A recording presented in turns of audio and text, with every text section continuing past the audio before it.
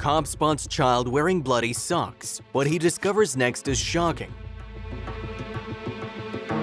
Many of us do not pay attention to what surrounds us, but if we did, we could discover details that would reveal much about the drama that many people live in their lives on a daily basis. Luckily, there are people who are more observant, sometimes because of their profession, sometimes because of their high sense of curiosity about everything around them, such as the case of police officers. And it is them that we're going to focus on with today's story, in which a generous police officer noticed a detail and subsequently a very painful truth. 37-year-old Darnell Wilson was a lifelong police officer in his hometown of Tukwila, Washington. His love for the job was almost as great as his love for his family and friends, and he had an innate protective instinct that led him to enlist in the police academy right out of high school. He quickly became one of the best policemen in his class, and as soon as he finished his training, he started working at the Tukwila police station, patrolling the streets and ensuring the safety of his fellow citizens. As for his personal life, there's not much to say about it. Wilson's an extremely private person despite his people skills and his kindness. The police officer always preferred his private life to remain just that, private. Those who only know him know that he's married to a beautiful lawyer whom he met while working on a murder case, Melissa, and that despite his best wishes, the couple has not yet been able to have children and start a large family. And perhaps it was because of that, or perhaps it was simply because of the big heart that Darnell had always shown to have, that the story we come to tell you today is so touching. One in which the police officer managed to touch an entire city and subsequently an entire country, proving that kindness will never go out of style. It all started when Darnell and his new patrol partner Stella were conducting a routine patrol through the city center. Darnell had been doing these patrols for more than 10 years. He was used to encountering all kinds of incidents on the streets, especially in the poor neighborhoods, but he'd never encountered anything similar to what he discovered that day. It was 4 in the afternoon on one of the coldest days of the winter. The street thermometer barely registered 2 degrees. Anyone who was outside at the time and in those conditions would do so by dressing warmly. But the person Darnell and Stella encountered was not part of the normal people who usually have the basic resources to protect themselves from the cold during the winter. It was a boy, a very young boy who couldn't have been more than 8 years old and was playing outdoors without shoes, wearing only bloody socks for protection. Darnell couldn't believe his eyes. For a moment, both agents thought the boy had simply taken off his shoes but decided to probe a little further. Maybe he likes to go shoeless. You know how kids are, they don't seem to be afraid of anything. He looks happy playing, said Stella, looking at the child astonished but trying to take the seriousness out of the matter. You know, I don't think that child's going without shoes by choice. We should help him, said Darnell to his partner, very distressed. Come on, Stella, we can't just stand here and watch that child continue to bleed. It's breaking my heart, concluded the officer, getting out of the car. They stopped the car at the beginning of the street and walked over to where the child was playing.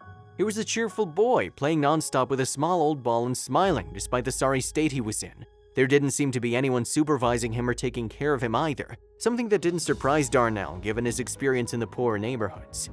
Wait here, Stella. I'd better go by myself first, said Darnell, indicating to his companion to wait on the opposite sidewalk while he talked to the child. Of course, I'll wait until you tell me. It's best not to crowd him, Stella said. The girl had barely been patrolling the streets for a few months, so she hardly had any experience handling this kind of situation. She just stared at her superior and waited further instruction. Darnell decided to approach the boy and pretend nothing was wrong, so he kept his police badge and took off his cap. The officer simply wanted the boy not to be scared and trust him to explain what was happening to him, as he knew that people in those neighborhoods didn't trust the police more often than not. Darnell walked over to the boy and asked if he could play with him. The boy said yes with a slight nod and passed him the ball hard. Wow, you really kick hard. You should get into it. It's your favorite soccer player, Darnell asked, trying to win the boy's trust by little. Messi, of course, but I'll never be able to play like him. It takes a lot of money to be able to play in a team, confessed the boy with embarrassment, lowering his head as he went back to the ball. That answer left Darnell very surprised. He hadn't expected the boy to be so sincere and direct. He'd only known him for a few minutes. He decided not to give him any more thought and ask him directly about his feat. Sometimes you don't need money to fulfill your dreams, you know. If you have the talent and you work hard, someone will see it and help you get what you deserve, he started. Maybe, but in my world, dreams are never fulfilled. Here, the happy endings that movies don't exist, answered the boy with crudeness while he kept tapping the ball. His feet were bleeding all the time, but it didn't seem to affect him. And that's why you go barefoot? Don't your feet hurt, man? Darnell asked, trying not to let the boy notice the worry in his face. It hurts at first, but then you get used to it. It's so cold I don't feel them anymore. I did have some old sneakers, but they're not my size and they hurt me a lot. I prefer to go barefoot so I can keep playing with the ball, answered the boy without looking him in the eyes. You could tell he was embarrassed to admit his poverty. Hearing him say that, both Darnell and his partner, who was listening to it all from across the street, were dumbfounded and decided to do something about it. Darnell approached the boy and said sweetly, "I didn't tell you because I was afraid you'd reject me, but I am a cop and my name's Darnell. Will you let me treat the wounds on your feet? You don't have to do anything, nor will you owe me anything if I do. Just let me help you, please. I can't stand to see how you keep walking on the asphalt with bloody feet," confessed a policeman, very affected, looking the boy straight in the eyes. The little boy's response left him even more unsettled. "My name's Kevin and I already knew you were a cop. I've seen many like you, and yeah, I'd appreciate it. I've told you no because that's all I want to tell everyone, but the truth is they heard quite a bit," confessed the boy sadly, looking at his bloody feet. "Nice to meet you, Kevin. You're a very brave boy and we're gonna help you. See that girl over there?" Darnell pointed to his partner Stella, who was now waving energetically at them from across the street. "She's my partner and she's gonna take care of you and your injuries while I take care of another matter, okay?" asked the officer gently. "Understood, Darnell, thank you," replied little Kevin, smiling from ear to ear for the first time. Quickly, Stella grabbed the first aid kit from her vehicle and began treating the boy's feet.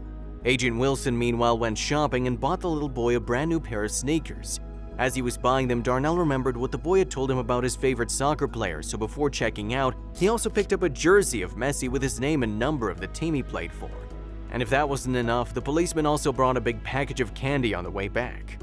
Seeing him arrive with his sneakers and Messi's jersey, the boy rushed over to him and gave him a big hug.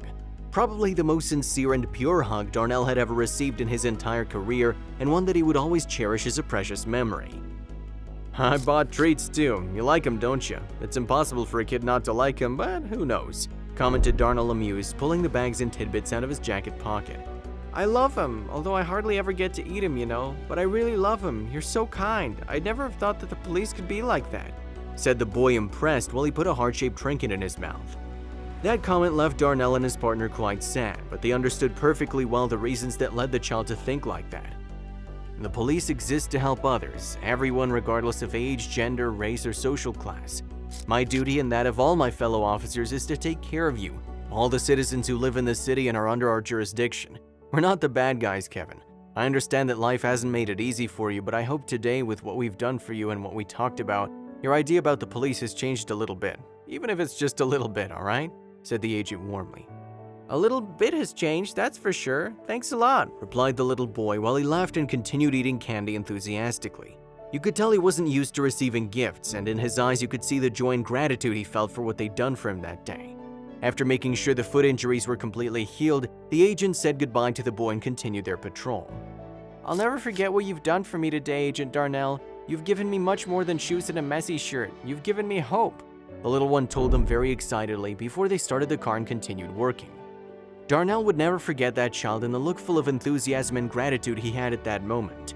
After that day for Wilson, everything remained the same and the policeman continued to do his duty as usual.